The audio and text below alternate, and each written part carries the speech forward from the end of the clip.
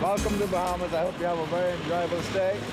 About 150 miles southeast of Florida starts a chain of over 700 magnificent islands. I'm John Biffar. Michelle Torrez and I are going to explore the Commonwealth of the Bahamas. Our journey will begin on the island of New Providence, where we explore the country's capital city of Nassau. Here we'll go helmet diving and witness the incredible relationship one man has developed with local marine life. You will never again eat grouper after this experience. We also take a step back in time and relive the island's colorful history at Fort Charlotte, a fort that was literally hand-carved from stone. Then we experience an adrenaline rush when we come face to face with a school of sharks on purpose. Finally, it's off to the island of San Salvador. Well, some people will come just to say, well, I've been to the island where Christopher Columbus landed.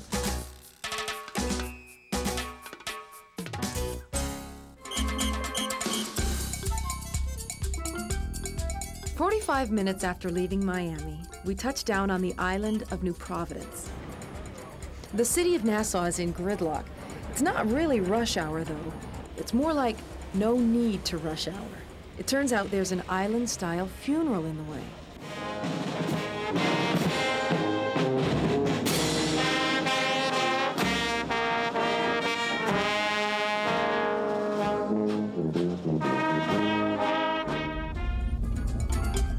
Half an hour later, we're on our way, heading to the north side of Nassau.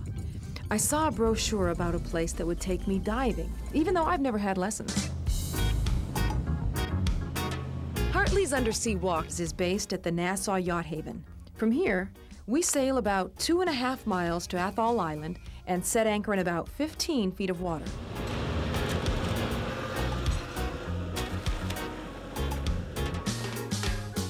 Once here, Chris Hartley gives just a short briefing to teach us everything we need to know to be safe helmet divers. You can reach up inside, adjust your glasses, comb your hair, even take your French poodle. We've taken poodles, Lhasa, small terriers, all sorts of dogs. When we're ready, the crew prepares the helmets by attaching air hoses. Air is continuously pumped into the helmets by onboard compressors. According to Chris, even if there were a problem with the compressors, the helmets hold enough air to make it back to the boat. One word of advice, watch out for Chris Hartley's sense of humor.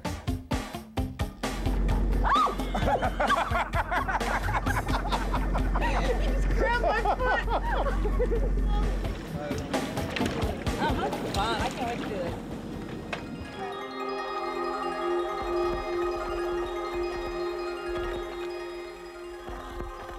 The initial descent is a little unnerving. I keep expecting the water to come up my face. Chris guides us as we walk on the ocean bottom to get closer to the reef. Chris has been here so many times that he's actually trained the sea life. Well, we've had a lot over the years, different pet fish, but Harry's the famous Nassau grouper. He's been the star. I'm in love with a fish. You will never again eat grouper after this experience. Harry breaks the ice, and soon we're taking Polaroids with other stars of the sea.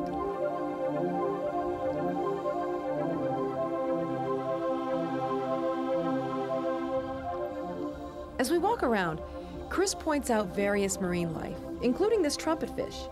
The sea cucumber's barely more than a blob, but Harry's not going to let it steal his spotlight.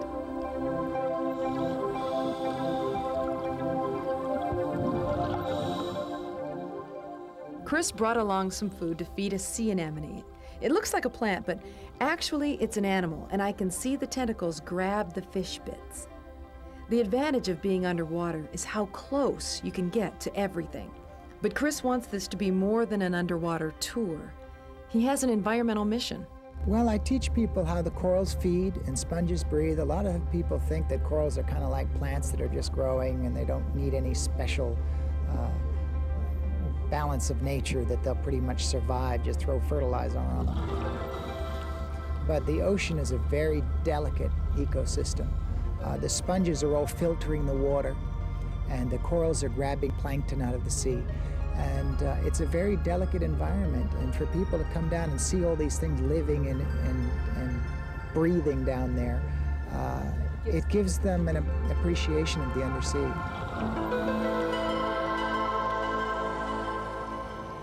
It's cold, but it was great. It was great. Good? Was it great? Oh my God, that was incredible. As I return from my undersea adventures, John is back on dry land exploring the local flavor of Nassau.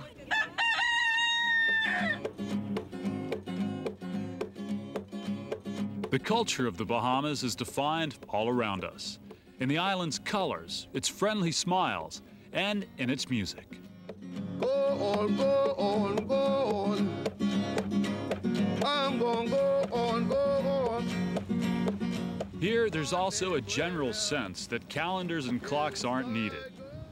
Walking through Nassau's historical forts, it's especially easy to feel a sense of timelessness.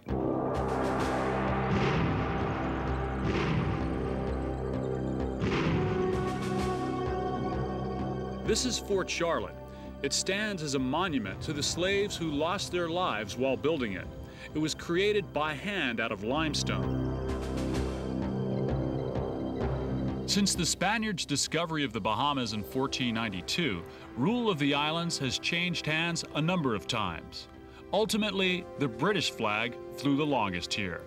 But the constant fear of attack prompted British Lord Dunmore to begin the construction of this mammoth structure in 1787. Here at Fort Charlotte, these cannons were never once fired in opposition. And it's probably a good thing, because they built the barracks directly in the line of fire.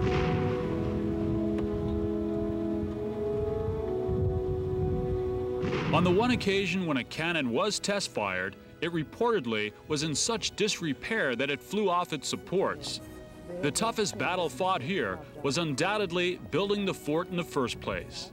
That task went to a workforce of slaves.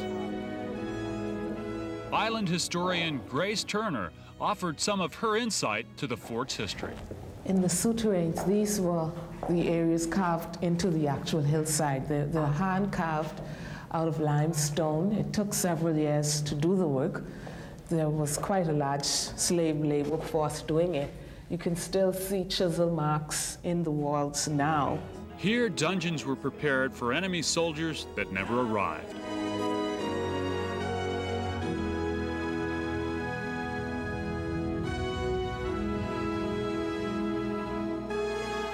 The fort was destined to have most of its usefulness as a tourist attraction.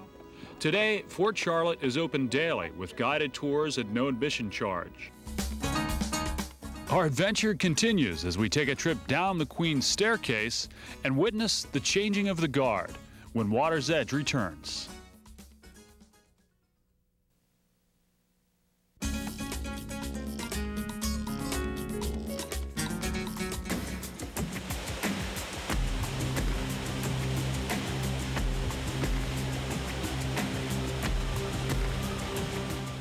Just a few miles from Fort Charlotte on Elizabeth Avenue is a historic landmark called the Queen's Staircase.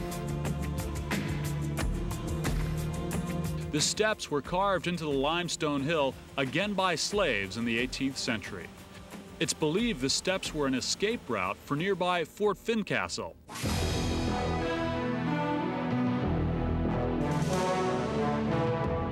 This fort also offers guided tours and a great view of Nassau Harbor.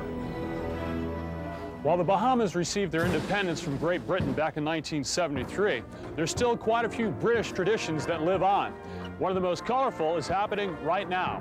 It's the changing of the guard, and it happens every other Saturday at 10 a.m. here at the Government House.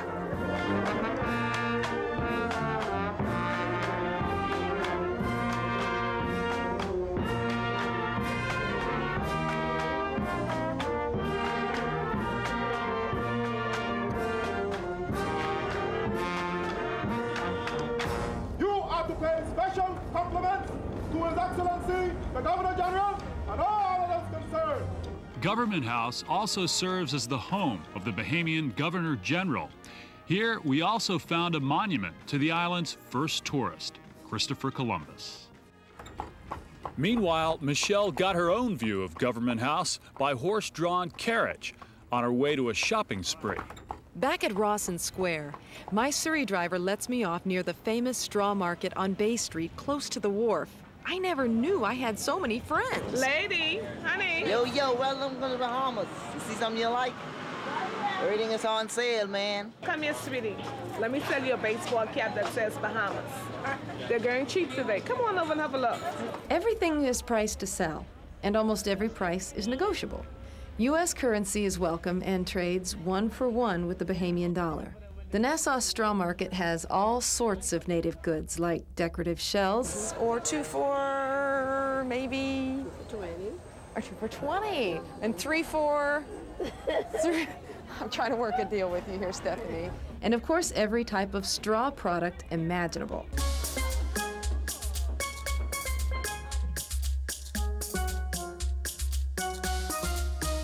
In the marketplace, bargaining is definitely the game.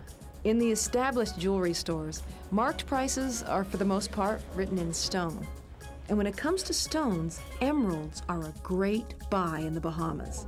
emeralds. That is incredible. Can I see that emerald right there, please? Can you tell me what?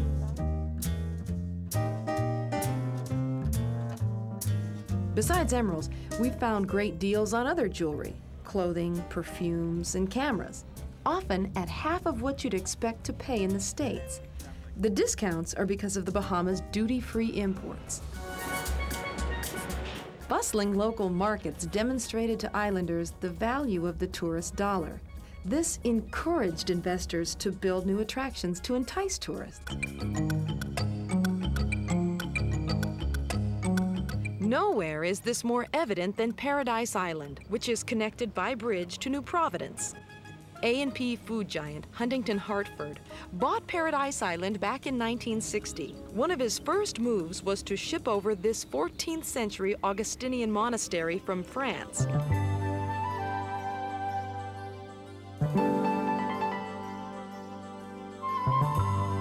It took them 2 years to reassemble it because, amazingly, they lost the instructions.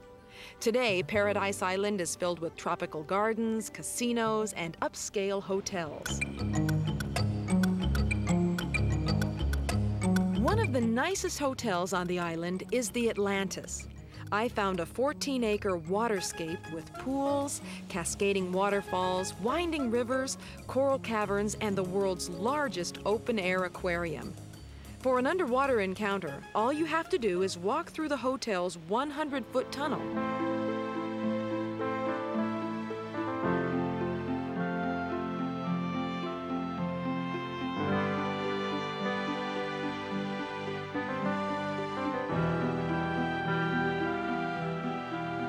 I spotted all kinds of marine life, including sharks and turtles. Oh, that's a green sea turtle, and we have about 17 of them in the tank, and we hope that as they become a little bit more mature, they're a little young right now, we've provided them with an actual breeding beach, and we hope that they'll actually come up and dig a nest in the sand, lay their eggs, and we'll be able to release the hatchlings back to the wild. Steve Kaiser is the marine curator for the Atlantis Resort.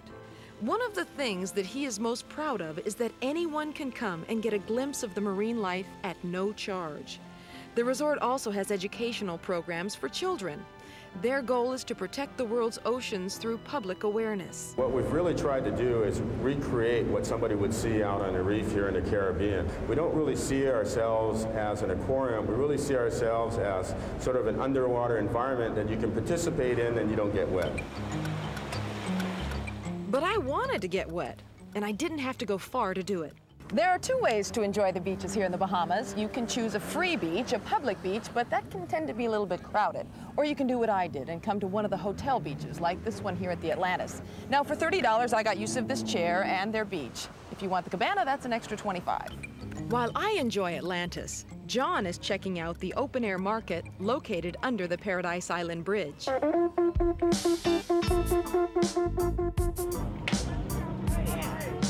The atmosphere here is definitely native Bahamian.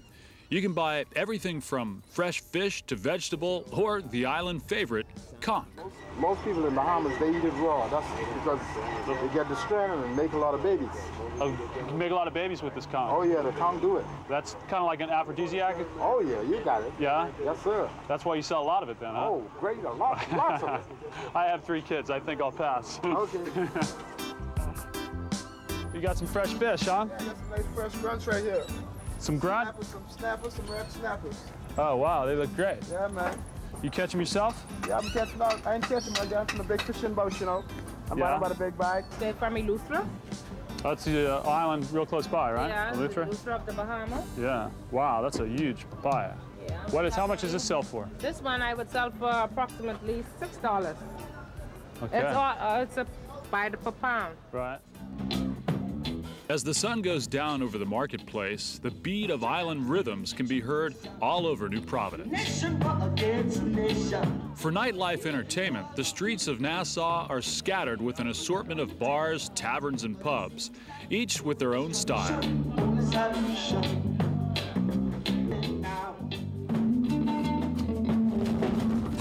When we come back, we'll take an aerial tour of the island and then head out to sea for a shark dive when Water's Edge returns.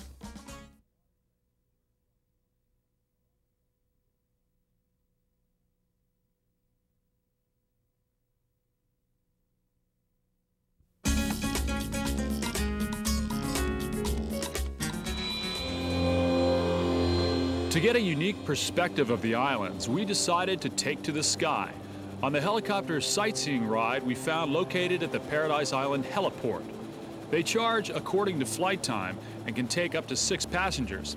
A quick 10-minute flight goes for about $25. A half hour costs $75.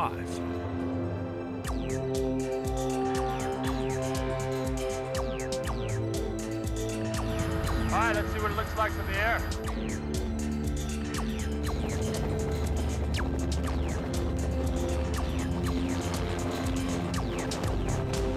I'll take off right over the Nassau Harbor, and then we'll head west, the westerly direction.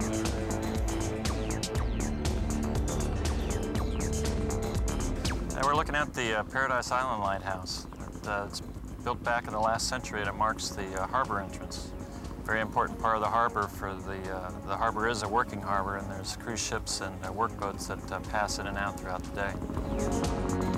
As we fly south over Nassau, it's easy to see why it's called the economic hub of the Bahamas. This is the most crowded island in the Commonwealth. There are over 1,500 people per square mile. The shallow Bahama banks stand out in contrast against the deep blue Atlantic. The first Spanish explorers called this region Bajío Mar, which means shallow seas. The name Bajío Mar evolved to Bahamas.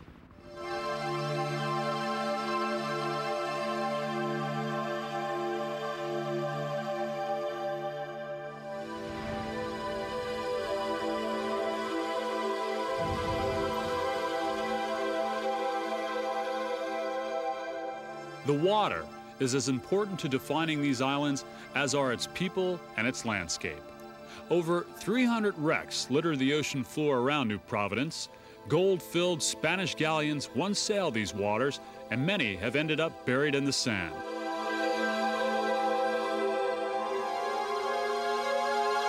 While sunken treasures are still buried here, today most divers are satisfied by finding the area's underwater beauty.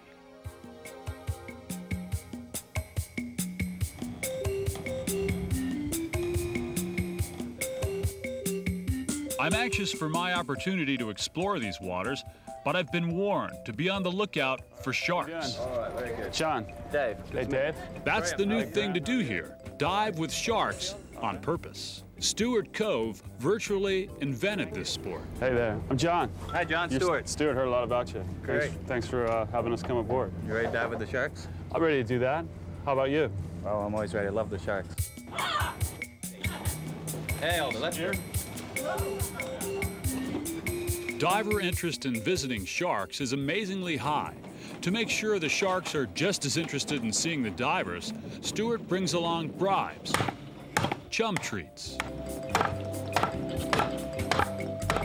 what we're going to do to learn to feed the sharks, there's a couple things that's important. We use a feeding spear here because we don't want to associate any hand feeding with the sharks. The sharks learn behaviors very quickly, so we want to have a distance between the human element and the food element.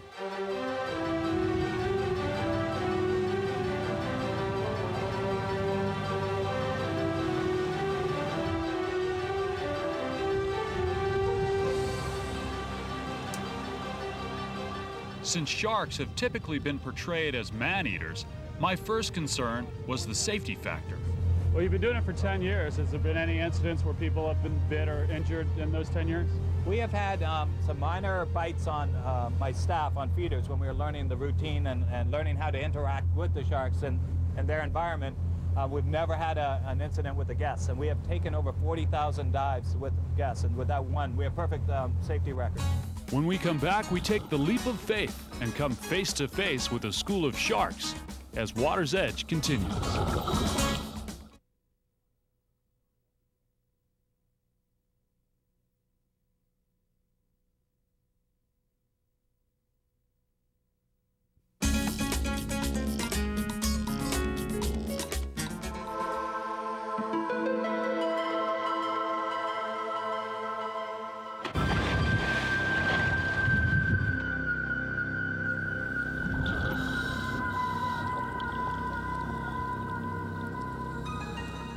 When you first go in the water, they'll be circling in the distance, but when I bring the food down, they're going to come right in. They're going to bang into you possibly. They're definitely going to be hitting the bait box. Don't be frightened. Whatever you do, keep your hands down. Don't be going to reach for a piece of seaweed or something. Keep them down because the shark might mistake a hand for food. It's never happened, but we don't want to take a chance. The dive site is in 35 feet of water with a sandy bottom set near a coral reef. And just as Stuart had predicted, no sooner do we arrive than the first shadows of sharks appear in the distance.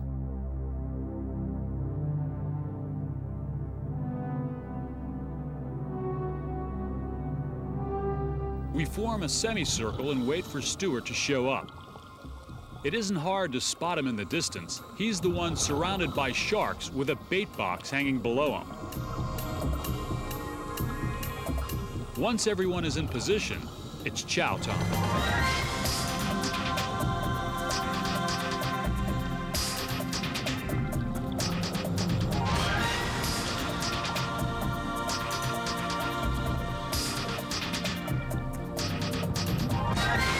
After I get over the fear factor, I start to experience the sheer exhilaration of being inches from these magnificent animals.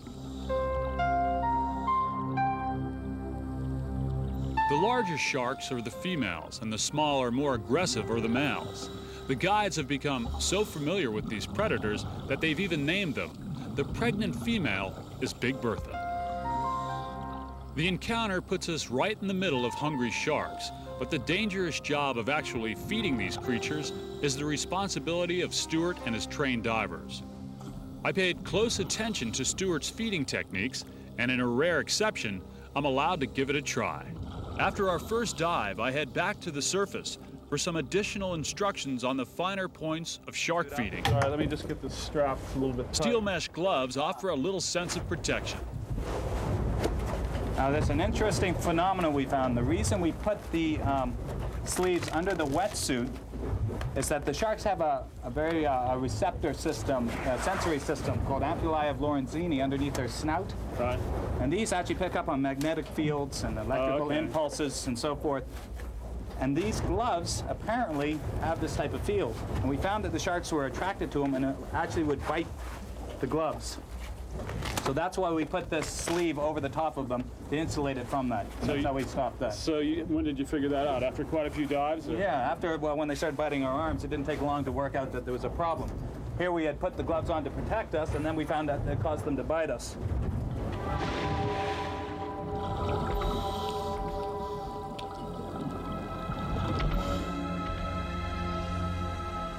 Once again, we're back in position with sharks circling, and it's time for me to serve up the second course.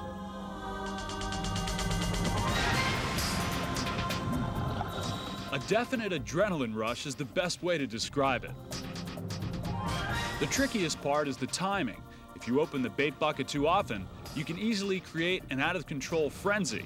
When done properly, however, shark feeding is actually controlled chaos. Shark populations continue to decline worldwide. Scientists don't know why, but they say that overfishing may be one reason. Stuart has started the Shark Awareness Program to help educate divers about sharks. With all the negative publicity they receive, most people think sharks are naturally aggressive towards man. Stuart's mission is to dispel that belief and to prove him right. Once the bait is gone, so too are the sharks. How'd you enjoy it? That was fabulous. Unbelievable. Yeah, the color, it was a lot clearer. It was a lot more light down there than I thought there would be. But they had a kind of a mean look on their face. They'd come cruising up and you could tell they were hungry. You did really well feeding the sharks for the first time. I thought that was really cool. But I was kind of frightened when you were moving the spear towards me, and I thought, oh no, I thought this was going to come in my face. And then kind of big, I think, did you say Big Bertha? Yeah, I think I got hit in the head by Big Bertha. Something hit me in the head pretty hard. Yeah, man, I got slapped around the chops a couple of times by the fins as they were swimming past my head. And so occasionally I was getting knocked in the face. Yeah. And that was a blast. And that was really good. But I thought my mask was going to come off. That was really great. Super dive. A little over $100 brought us our shark encounter. That included 2 dives and the equipment rental.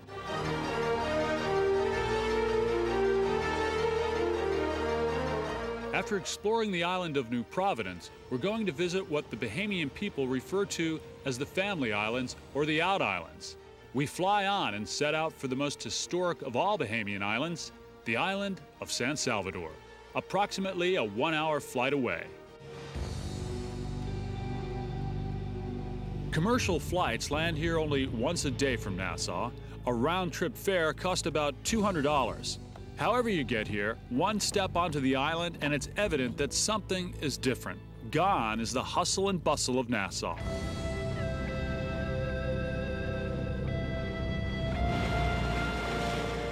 Wind, sea, and sand, a stark landscape basking in a subtropical sun. Most scholars agree that this is where Christopher Columbus first landed in his quest for the New World just over 5 centuries ago. Carter Williams, owner of the Riding Rock Inn, takes us down the beach and into the heart of that historic voyage. So this is the beach it all began? Sure enough, John, this is the beach. In 1492, when Christopher Columbus headed for the New World, this is where he ended up. Is it kind of a romantic feeling to live where Columbus first landed? Of course, very, very romantic. What do tourists like about this island? Is it things to do or just coming here? Well, I think the tourists like the idea of, because it was and it still is an historical island. So some people will come just to say, well, I've been to the island where Christopher Columbus landed, and some of them would like to also to take sand from the beach to carry wherever they go. In 1994, 3 replicas of Columbus's original fleet retraced the historic voyage to San Salvador. Not everyone thought the celebration was appropriate. Today, some look upon Columbus as the downfall of the island's native Lucayan Indians. Not long after his initial arrival, the natives were victims of disease and the slave trade. Still, most Bahamians we ask seem proud of the island's place in history and of the man who risked his life to discover a new route to India. Columbus, as far as I'm concerned, I consider him a brave man. He took on a big challenge. He took on the world. He was willing to prove the world wrong. If he was wrong himself and the world was flat, he would have fell off and died with everybody else. So I consider him a courageous man, a man that was willing to explore, was willing to challenge. Columbus needed more than courage. With a crew at sea for a quarter of a year, his safety required being a good leader. From his diary, I've read where the crews were kind of fed up and they wanted to go back home. They were ready to mutiny. Right, and so Columbus asked them to give them 3 more days. Columbus and his crew first approached San Salvador at night. They could have easily missed it, but the moon lit up the tall cliffs on the east end of the island. A crewman screamed, "Tierra, tierra," or "land, land." There was no more talk of mutiny or turning back.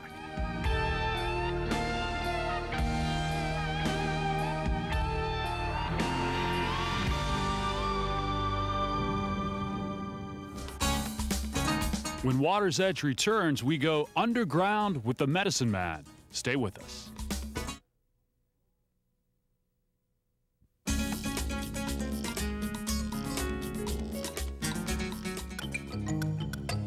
Mr. Williams' Riding Rock Inn is one of only 2 hotels on the island. It's located only about 2 minutes from the airport. You can expect to pay about $100 a night for an ocean view and air-conditioned room. Equally close to the airport, but in the opposite direction, is Club Med. This all-inclusive resort is a little pricier, averaging about $1,200 a week. In the days when Columbus walked these shores, the island was abundant with tall trees. Those are all gone, but aside from that, San Salvador is pretty much the way it's always been.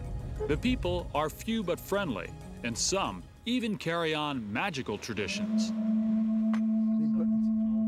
Like Mr. Forbes. So you're known as the Medicine Man, right? Yeah, I'm the medicine man. This one right, this here, yeah, what we call sage, and we boil it. When it done boil, it turn red. And you can drink this every day of your life. It's good for you? It's good for the body. My mother was a midwife, you see, and she learned from one midwife to the next one, you see. Mr. Forbes guides us on a personal tour through the thick, overgrown forest that he's walked through since he was a child. Over the years, he's learned about the secret healing powers of the plants around him, as well as which ones to watch out for. That's a poisonwood tree here. Poisonwood tree. And the only time this will hamper you, if it have the black stuff draining down on the tree, like black paint, and you rub up to it. Right. That's the only time it can do you something. What do you use if you rub against it? What do you use to treat it? You put some aloe. The aloe plant. Get some aloe, okay, and you rub that on it every day after you get a bath. Mr. Forbes has agreed to show us hidden caves in the thick mangrove forest. Legend has it that pirates used these caves to hide stolen treasure. It turns out to be a semi-strenuous hike along a rocky path. Is there a lot of bats in the cave? Yeah, you got some bats there. Sometimes you see them, sometimes again we do not see them, but they're there. A rusty ladder that drops about 10 feet to the cave floor is the only way in. Once inside, you need a flashlight, and it's a good idea to bring more than one for backup. Going into these caves without an experienced guide is not recommended. The cave systems go back for miles, and getting lost is a pretty easy thing to do. The ground is especially slippery. So you spent a lot of time inside these caves as a kid? Only when my dad wanted me to come with him to get some 40 lies. So it's actually, so it's like bat manure, isn't it? It is. And that's what you use for fertilizer? We use for as a fertilizer for our garden. Caves like this one can be found throughout the Bahamian Islands as a result of the Great Ice Ages. They were formed when the sea level was as much as 30 feet higher than it is right now. While we're seeing plenty of bat nests and they're dropping, so far no bats have made a personal appearance. They're supposed to be quite harmless and survive by hunting insects at night. Whether by car, bike, scooter, or some other method, transportation is a must to see the island. Taxis are available for rent at the inns. A rental car will cost you about $85 a day here. The 7 by 12 mile island is ringed by the Queens Highway. Even though it's possible to drive the entire island in an hour, you should give yourself at least one full day to explore.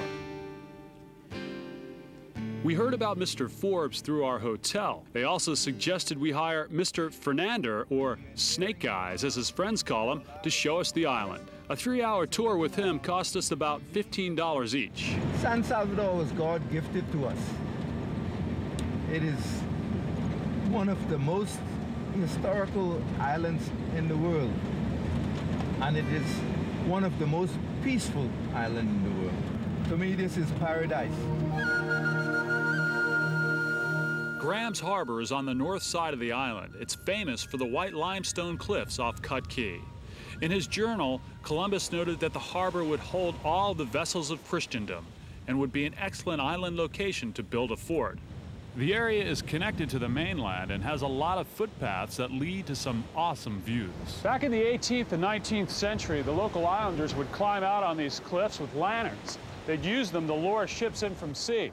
They'd end up pretty much like this modern-day shipwreck, aground on the coral reefs. Then all that was left to do was to jump in a rowboat, go out, and claim their prize. Today, the light on shore is intended to save ships, not sink them. It belongs to the historic Dixon Lighthouse. The gleaming white structure towers like a monument to the sea. It was built by the British in 1887 and stands over 200 feet above the ocean. Both the lighthouse and the hill beneath it are named after British loyalist John Dixon, who was the original owner of the property and built his estate here. Mr. Forbes. Pleasure Hi. meeting you. I'm Michelle Torrez. How are you Jeffrey doing? Forbes, Nice. Principal Lighthouse Keeper, San Salvador. It's nice to meet you. For the past 27 years, Jerry Forbes has kept the lighthouse beacon burning at night and open to visitors in the day. Oh yes, people come from all parts of the world just to see this lighthouse. So it's very beautiful. The list of those visitors dates back to the 18th century, and everyone who stops by is encouraged to add their name to the visitor's log.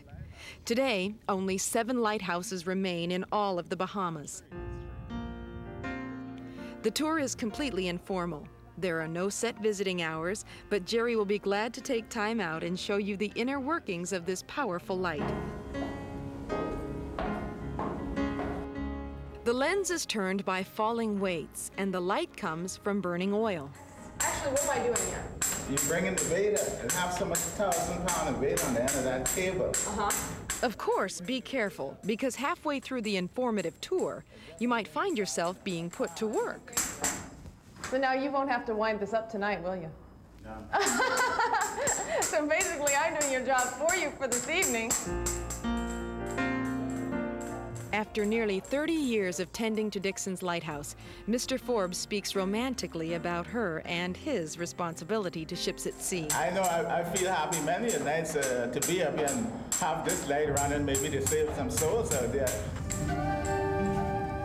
Oh, okay. One of the best things about visiting the lighthouse is at the very top of the stairs. This is an incredible view up here. Oh, yes.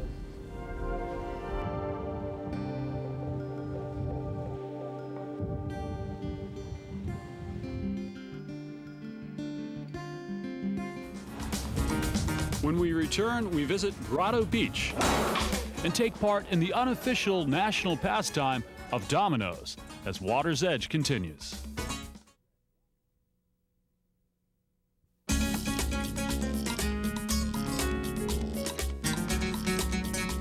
Continuing around the southern tip of the island, we reach Grotto Beach, which locals call the best beach in the Bahamas.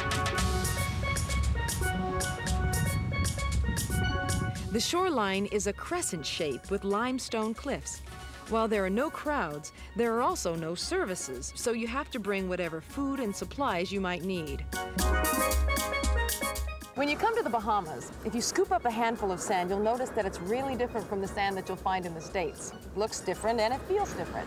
That's because of these little tiny egg-shaped particles called oolites.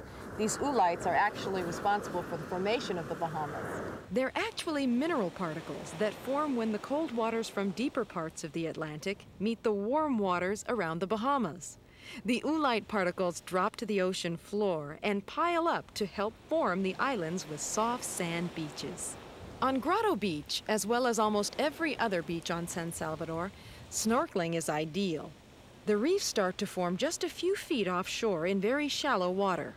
When swimming in the Bahamas, we've been warned not to jump into the water unless you're familiar with the location. The sharp coral can deliver a pretty good cut.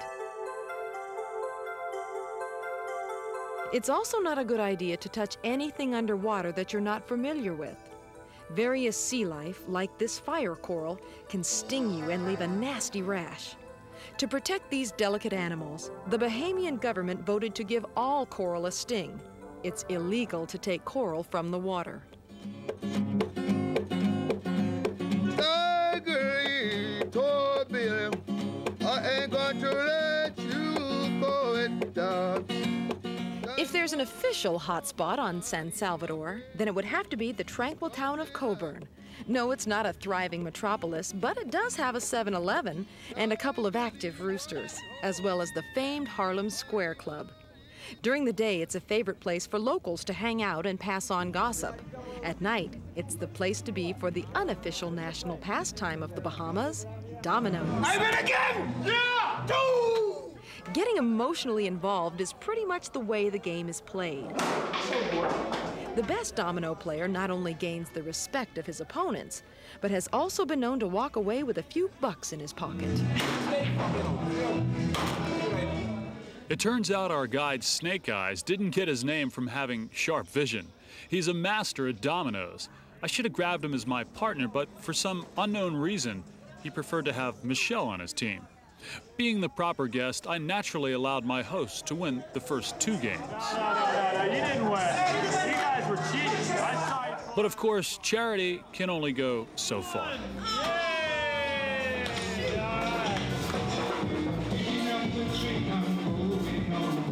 Just as I get the hang of dominoes, Michelle wisely moves on to a serious game of rings. The object is pretty simple. Put the ring on the hook, but it's not that easy, unless you happen to be a natural. Turn and take it back! The Riding Rock Inn is famous for its driftwood bar, made from whatever happened to wash ashore. On a good night, you might be lucky enough to find Snake Eyes putting on a memorable saw performance that would be the envy of carpenters around the world.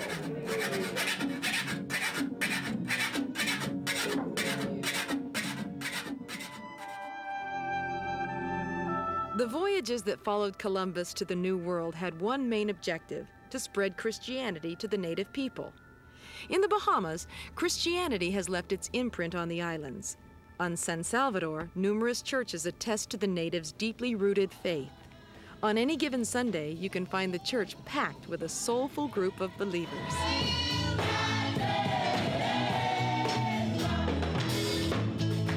While we haven't been formally invited, we are warmly welcomed when we arrive at the church service.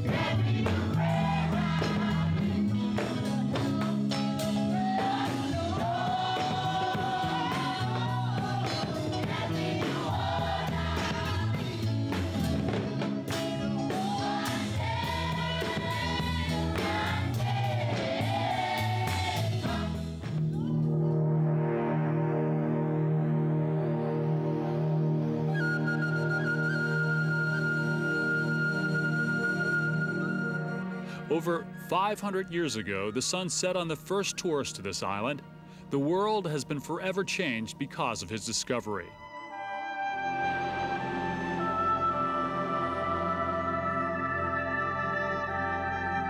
Ironically, the first island that Columbus discovered seems to have escaped further progress.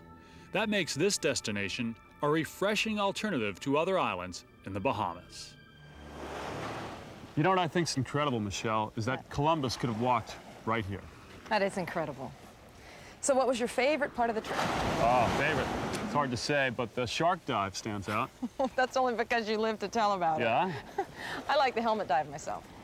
And if you had to give people one last tip about visiting the Bahamas? I think it would probably be to allow yourself like an extra 2 or 3 days to enjoy the less inhabited out islands, like this one. Good tip. It's been a great trip. Yeah, it really has. So, which island do you want to go to next? Well, you know, I heard about this really exotic...